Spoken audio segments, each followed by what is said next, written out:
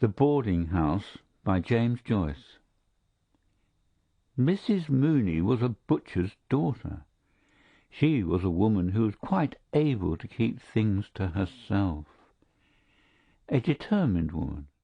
She had married her father's foreman and opened a butcher's shop near Spring Gardens. But as soon as his father-in-law was dead, Mr. Mooney began to go to the devil. He drank, plundered the till, ran headlong into debt. It was no use making him take the pledge. He was sure to break out again a few days after. By fighting his wife in the presence of customers and by buying bad meat, he ruined his business. One night he went for his wife with the cleaver, and she had to sleep in a neighbour's house. After that they lived apart. She went to the priest and got a separation from him with care of the children. She would give him neither money nor food nor house-room, and so he was obliged to enlist himself as a sheriff's man. He was a shabby, stooped little drunkard with a white face and a white moustache and white eyebrows, pencilled above his little eyes, which were pink-veined and raw, and all day long he sat in the bailiff's room, waiting to be put on a job.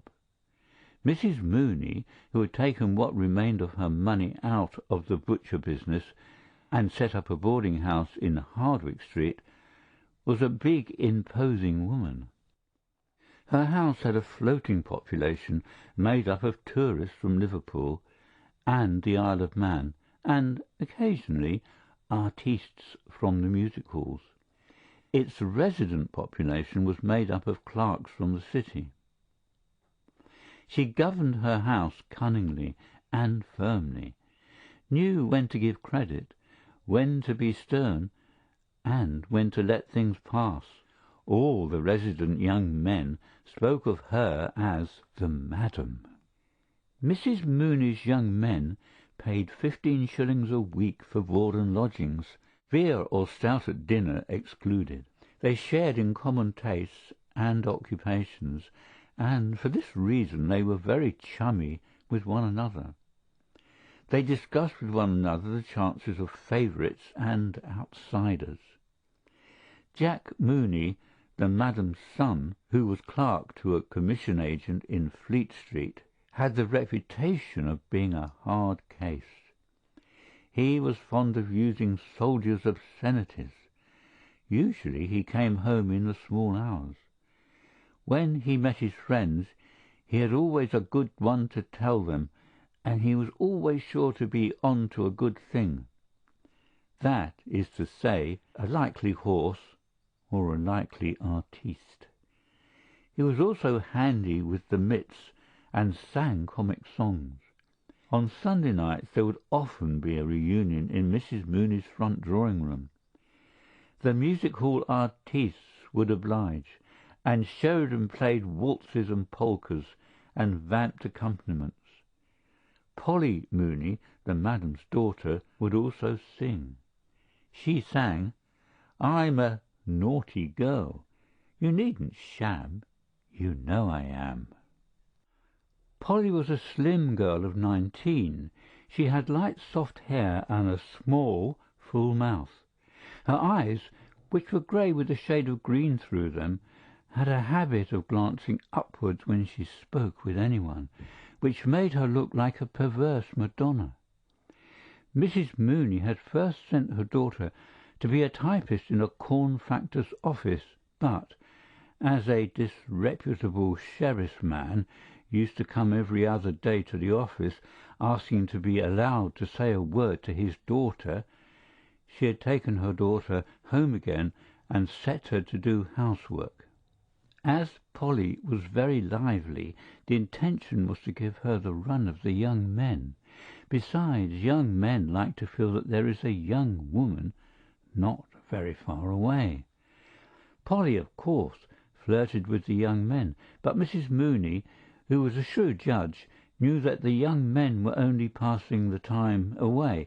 None of them meant business. Things went on so for a long time, and Mrs. Mooney began to think of sending Polly back to typewriting when she noticed that something was going on between Polly and one of the young men. She watched the pair and kept her own counsel. Polly knew that she was being watched, but still her mother's persistent silence could not be misunderstood. There had been no open complicity between mother and daughter, no open understanding, but though people in the house began to talk of the affair, still Mrs. Mooney did not intervene. Polly began to grow a little strange in her manner, and the young man was evidently perturbed. At last, when she judged it to be the right moment, Mrs. Mooney intervened. She dealt with moral problems as a cleaver deals with meat, and in this case she had made up her mind. It was a bright Sunday morning of early summer, promising heat, but with a fresh breeze blowing. All the windows of the boarding-house were open, and the lace curtains ballooned gently towards the street beneath the raised sashes. The belfry of George's church sent out constant peals, and worshippers, singly or in groups, traversed the little circus before the church, revealing their purpose by their self-contained demeanour no less than by the little volumes in their gloved hands. Breakfast was over in the boarding-house, and the table of the breakfast-room was covered with plates on which lay yellow streaks of eggs and morsels of bacon fat and bacon rind. Mrs. Mooney sat in the straw armchair and watched the servant, Mary, remove the breakfast things. She made Mary collect the crusts and pieces of broken bread to help to make Tuesday's bread pudding. When the table was cleared, the broken bread collected, the sugar and butter safe under lock and key, she began to reconstruct the interview which she had had the night before with Polly. Things were as she had suspected. She had been frank in her questions, and Polly had been frank in her answers. Both had been somewhat awkward, of course. She had been made awkward by her not wishing to receive the news in too cavalier a fashion, or to seem to have connived, and Polly had been made awkward not merely because allusions of that kind always made her awkward, but also because she did not wish it to be thought that in her wise innocence she had divined the intention behind her mother's tolerance. Mrs. Mooney glanced instinctively at the little gilt clock on the mantelpiece as soon as she became aware through her reverie that the bells of George's church had stopped ringing. It was 17 minutes past 11. She would have lots of time to have the matter out with Mr. Doran and then catch short 12 at Marlborough Street. She was sure she would win. To begin with, she had all the weight of social opinion on her side. She was an outraged mother. She had allowed him to live beneath her roof, assuming that he was a man of honour, and he had simply abused her hospitality. He was 34 or 35 years of age, so that youth could not be pleaded as his excuse, nor could ignorance be his excuse, since he was a man who had seen something of the world. He had simply taken advantage of Polly's youth and inexperience. That was evident. The question was, what reparation would he make? There must be reparation made in such cases. It is all very well for the man. He can go his ways as if nothing had happened, having had his moment of pleasure. But the girl has to bear the brunt. Some mothers would be content to patch up such an affair for a sum of money. She had known cases of it. But she would not do so. For her, only one reparation could make up for the loss of her daughter's honour: marriage. She counted all her cards again before sending Mary up to Mr. Doran's room to say that she wished to speak with him. She felt sure she would win. He was a serious young man, not rakish or loud-voiced like the others. If it had been Mr. Sheridan or Mr. Meade or Bantam Lyons, her task would have been much harder. She did not think he would face publicity, All the lodgers in the house knew something of the affair. Details had been invented by some. Besides, he had been employed for 13 years in a great Catholic wine merchant's office, and publicity would mean for him, perhaps, the loss of his job. Whereas, if he agreed, all might be well. She knew he had a good screw, for one thing, and she suspected he had a bit of stuff put by. Nearly the half hour. She stood up and surveyed herself in the pier-glass.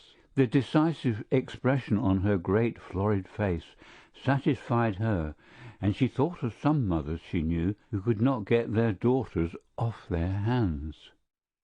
Mr. Doran was very anxious indeed this Sunday morning.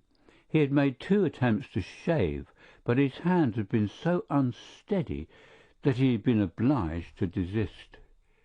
3 days' reddish beard fringed his jaws, and every 2 or 3 minutes a mist gathered on his glasses, so that he had to take them off and polish them with his pocket-handkerchief. The recollection of his confession of the night before was a cause of acute pain to him.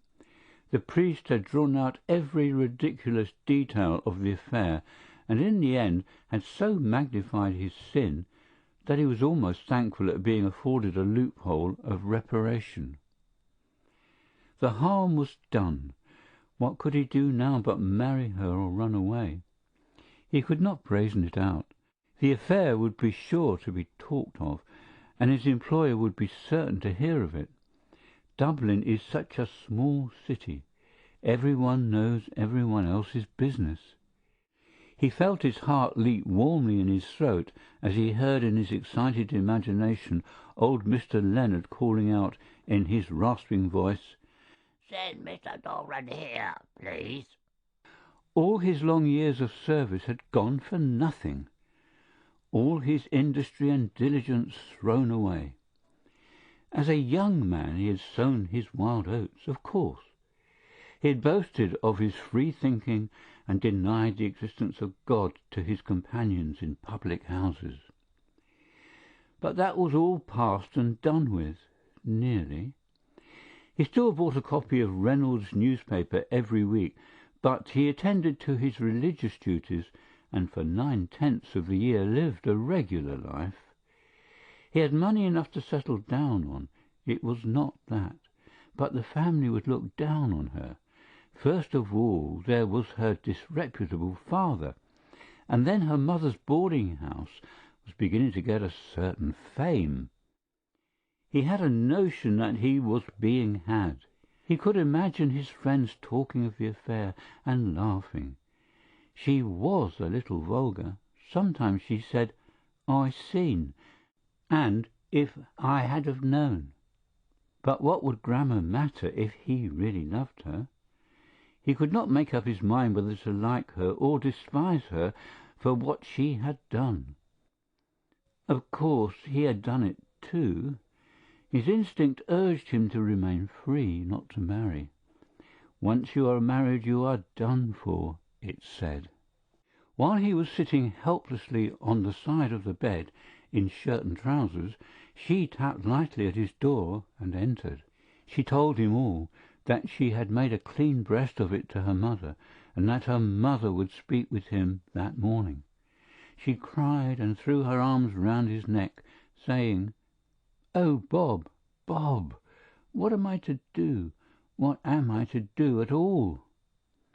She would put an end to herself, she said.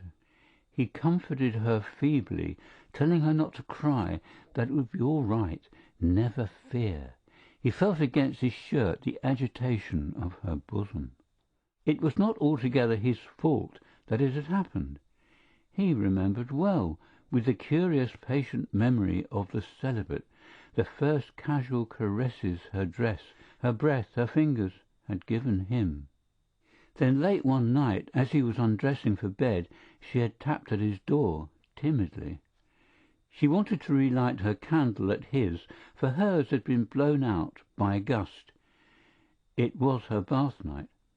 She wore a loose open combing jacket of printed flannel. Her white instep shone in the opening of her furry slippers, and the blood glowed warmly behind her perfumed skin. From her hands and wrists, too, as she lit and steadied her candle, a faint perfume arose. On nights when he came in very late, it was she who warmed up his dinner. He scarcely knew what he was eating, feeling her beside him alone at night in the sleeping house. And her thoughtfulness. If the night was anyway cold or wet or windy, there was sure to be a little tumbler of punch ready for him. Perhaps they could be happy together. They used to go upstairs together on tiptoe, each with a candle, and on the third landing exchange reluctant good nights. They used to kiss. He remembered well her eyes, the touch of her hand, and his delirium. But delirium passes. He echoed her phrase, applying it to himself. What am I to do? The instinct of the celibate warned him to hold back. But the sin was there. Even his sense of honour told him that reparation must be made for such a sin. While he was sitting with her on the side of the bed, Mary came to the door and said that the missus wanted to see him in the parlour. He stood up to put on his coat and waistcoat, more helpless than ever. When he was dressed, he went over to her to comfort her. It would be all right, never fear. He left her crying on the bed and moaning softly, "Oh, my God!" Going down the stairs, his glasses became so dimmed with moisture that he had to take them off and polish them. He longed to ascend through the roof and fly away to another country, where he would never hear again of his trouble, and yet a force pushed him downstairs step by step. The implacable faces of his employer and of the madam stared upon his discomfiture. On the last flight of stairs he passed Jack Mooney, who was coming up from the pantry, nursing 2 bottles of Bass. They saluted coldly, and the lover's eyes rested for a second or two on a thick bulldog face and a pair of thick, short arms. When he reached the foot of the staircase, he glanced up and saw Jack regarding him from the door of the return room. Suddenly he remembered the night when one of the music-hall artistes, a little blonde Londoner, had made a rather free allusion to Polly. The reunion had been almost broken up on account of Jack's violence. Everyone tried to quiet him. The music-hall artiste, a little paler than usual, kept smiling and saying that there was no harm meant. But Jack kept shouting at him that if any fellow tried that sort of game on with his sister, he'd bloody well put his teeth down his throat. So he would. Polly sat for a little time on the side of the bed, crying. Then she dried her eyes and went over to the looking-glass. She dipped the end of the towel in the water-jug and refreshed her eyes with the cool water. She looked at herself in profile and readjusted a hairpin above her ear. Then she went back to the bed again and sat at the foot. She regarded the pillows for a long time, and the sight of them awakened in her mind secret, amiable memories. She rested the nape of her neck against the cool iron bed-rail and fell into a reverie. There was no longer any perturbation visible on her face. She waited on patiently, almost cheerfully, without alarm, her memories gradually giving place to hopes and visions of the future. Her hopes and visions were so intricate that she no longer saw the white pillows on which her gaze was fixed, or remembered that she was waiting for anything. At last she heard her mother calling. She started to her feet and ran to the banisters. "Polly, Polly!" "Yes, Mamma?" "Come down, dear. Mr. Doran wants to speak to you." Then she remembered what she had been waiting for. End of The Boarding House by James Joyce.